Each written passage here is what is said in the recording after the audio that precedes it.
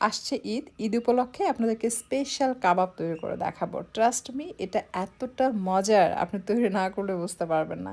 এটা যাকেই তৈরি করে খাওয়াবেন সেই বলবে যে, "ওয়াও! এত মজার টিকিয়া কাবাব তো এর আগে কখনো খাইনি।"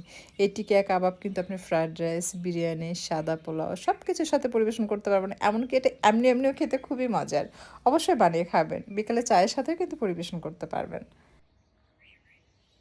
টিকিয়া কাবাব তৈরি করার জন্য বুটের ডাল ৪ থেকে ৫ ঘন্টা ভিজিয়ে রাখতে হবে, অথবা কমপক্ষে ২ থেকে ২.৫ ঘন্টা। তবে সেক্ষেত্রে হালকা গরম পানিতে ভিজিয়ে রাখলে ২ থেকে ২.৫ ঘন্টা ভিজিয়ে রাখলে এটা সুন্দরভাবে ভিজে।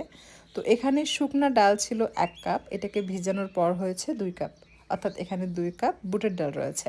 এটা খুব ভালোভাবে ওয়াশ করে আমি প্রেশার কুকারে নিয়ে নিচ্ছি। প্রেশার কুকারে এই কাবাবটা বানালে কি হয়, শর্ট টাইমে মাংস এবং ডালটা সেদ্ধ হয়ে যায়। আর এখানে মাংস নিয়েছি আমি ২৫০ গ্রাম। সাথে লাগবে গরম মশলা। গরম মশলার মধ্যে আমি এখানে নিয়েছি ২টো দালচিনি, ২টো কালো এলাচ, ৫টি সাদা এলাচ, ছোট্ট একটি স্টার অ্যানিস, সাথে হাফ জয়ত্রী ফুল এবং জয়ফল ৫ ভাগের ১ ভাগ নিয়েছি, ৩টি লং, ৪-৫টি কাবাব চিনি এবং একটি তেজপাতা মাঝখান থেকে ছিঁড়ে দিয়েছি। আদা রসুন বাটা দিয়ে দিচ্ছি ২ চা চামচ, কোয়ার্টার চা চামচ কালো গোলমরিচের গুঁড়া, ১ চা চামচ লবণ, ১ চা চামচ মরিচের গুঁড়ো প্রথমে দিলাম, পরে আমার কাছে মনে হচ্ছে ঝালটা কম হবে, তাই আমি আবারও সামান্য দিয়েছি। আর দিয়ে দিলাম জিরার গুঁড়া ১ চা চামচ এবং ধনিয়ার গুঁড়া ১ চা চামচ, হলুদের গুঁড়া এটাও ১ চা চামচ।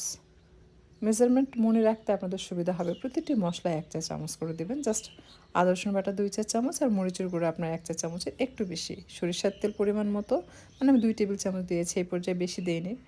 আর হাফ কাপ পেঁয়াজ কুচি দিয়েছি। এখন সব মশলাগুলো খুব ভালোভাবে মাংস এবং ডালের সাথে মিক্স করে নিচ্ছে। এই পর্যায়ে গরম মশলা গুঁড়ো অ্যাড করার প্রয়োজন নেই, যেহেতু আমরা আস্ত গরম মশলা ব্যবহার করেছি।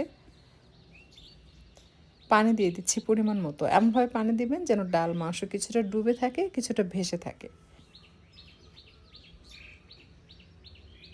মুখটা আটকিয়ে দিয়ে প্রথমে হাই ফ্লেমে একটা সিটি বাজিয়ে নেব।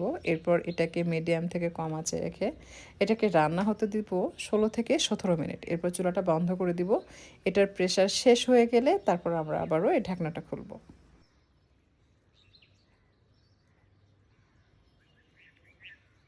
১৬-১৭ মিনিটের বেশি কিন্তু এটাকে মানে কুক করা যাবে না, তাহলে ওভার কুক হয়ে যায়, সেক্ষেত্রে এটার স্মেলটা চেঞ্জ হয়ে যায়। আপনি চাইলে কিন্তু হাঁড়ি পাতিলেও এটাকে সেদ্ধ করতে পারেন।